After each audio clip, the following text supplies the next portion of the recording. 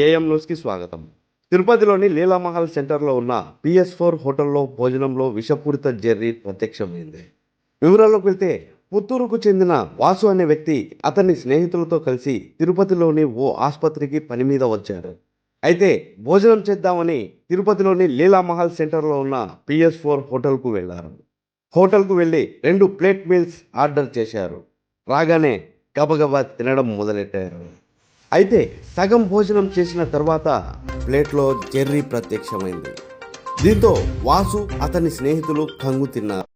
డబ్బులు చెల్లించి భోజనం చేసేందుకు వస్తే ఇలాంటి భోజనం పెడతారా అంటూ హోటల్ సిబ్బందిని వాసు అండ్ కో నిలదీశారు.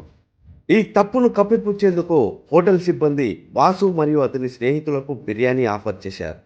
కానీ కస్టమర్ వాసు మాత్రం ఆ ఆఫర్ను తిరస్కరించడమే కాకుండా ఇక్కడ చాలా మంది ప్రజలు తిన్నారు, వారికి ఏమైనా అయితే ఏంటి పరిస్థితి అని గట్టిగానే రివర్స్ అయ్యాడు.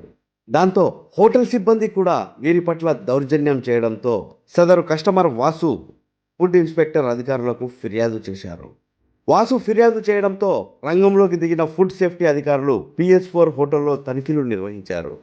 భోజనం నాణ్యతతో పాటుగా కిచెన్ పరిసరాలను పరిశీలించిన ఫుడ్ సేఫ్టీ అధికారులు కూరగాయలతో పాటు వంటల్లో కూడా నాణ్యత లోపాలు ఉన్నట్లు గుర్తించారు.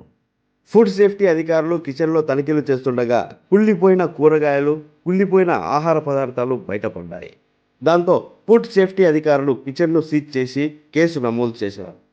భోజనంలో జెర్రీ వచ్చిందనే విషయం తెలుసుకొని మరోవైపు మిగతా కస్టమర్లు కూడా హోటల్ యాజమాన్యంతో వాగ్వాదానికి దిగారు.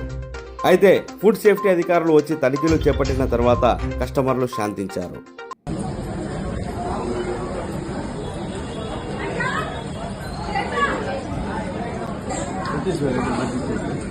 మార్చద్దు బ్రో, కంప్లీట్ అయ్యేంత వరకు మార్చద్దు. మీరు ఏం మాట్లాడతారు మాట్లాడదు.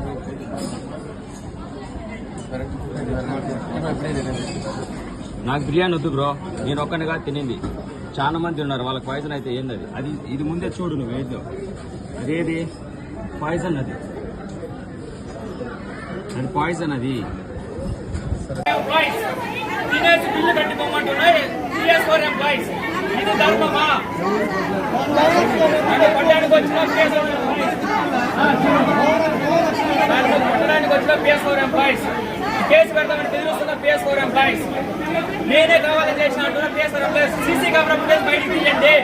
సీసీ కెమెరా ఫుటేజ్ నాకు బయటికి రావాలి. ఎవరు పెట్టారో నాకు తెలియాలి.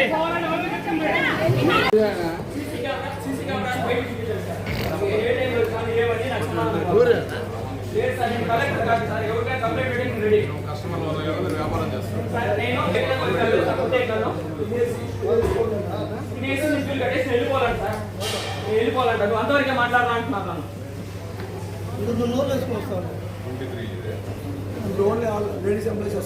లేడీస్ ఎంప్లాయీస్ మీరు ఎందుకు పిలిపిస్తున్నారు? నా మీద దాడి చేస్తాను. ఎవరు నేను చచ్చిపోయింటే దిక్కు ఎవరు వచ్చింది నా ఫ్యామిలీకి? ఇప్పుడు నా కింద ఎందుకు వచ్చారు వాళ్ళు కొట్టేకి? ఈయనే కొడుకు వచ్చింది, ఇతనే. ఎంత కంటామినేషన్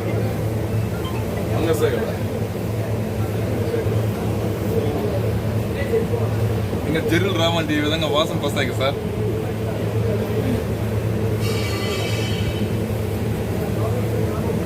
నమస్కారం అండి. ఈరోజు మనకి PS4 నుంచి ఒక కస్టమర్ కంప్లైంట్ చేసి మనకి వీడియోలు పంపించారు. అంటే వాళ్ళు ఆర్డర్ చేసిన స్పెషల్ మీల్స్లో జెర్రీ ఉన్నట్టు కూడా మనకి వీడియోతో పాటు ఇక్కడే మనకి ఈ లొకేషన్లోనే ఫోటో తీసి కూడా మనకి పంపించారు.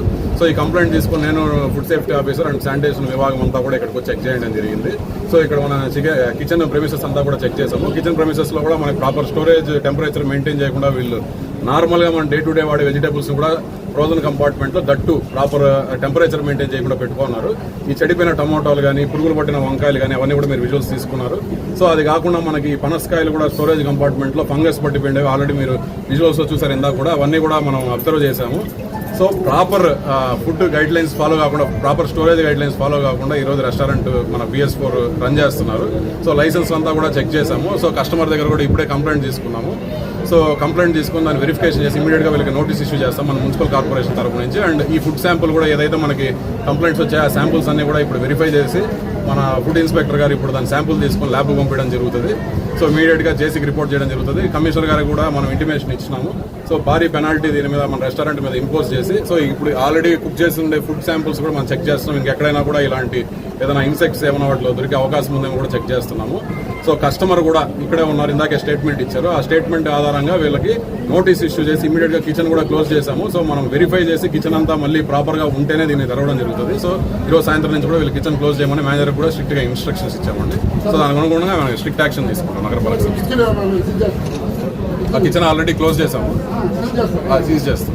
ఫుడ్ శాంపుల్ ఇప్పుడు ఏదైతే మన కిచెన్లో ఆల్రెడీ కుక్ చేస్తున్నారో అవన్నీ కూడా మనం వెరిఫై చేస్తాము. దాంట్లో ఏదైనా ఇట్లా కంటామినేటెడ్ ప్రోడక్ట్స్ ఉన్నా కూడా, చెడిపోయిన వస్తువులు ఏమన్నా ఉన్నా కూడా, ఆర్ఎల్సీ ఇన్సెక్ట్స్ లాంటివి ఇందాక వచ్చిన కంప్లైంట్ ప్రకారం ఏదైనా మనకి ఐడెంటిఫై అయినా కూడా వీళ్ళకి స్ట్రిక్ట్గా మనం వార్నింగ్ ఇచ్చి ఇమీడియట్ క్లోజ్ చేయడం జరుగుతుంది.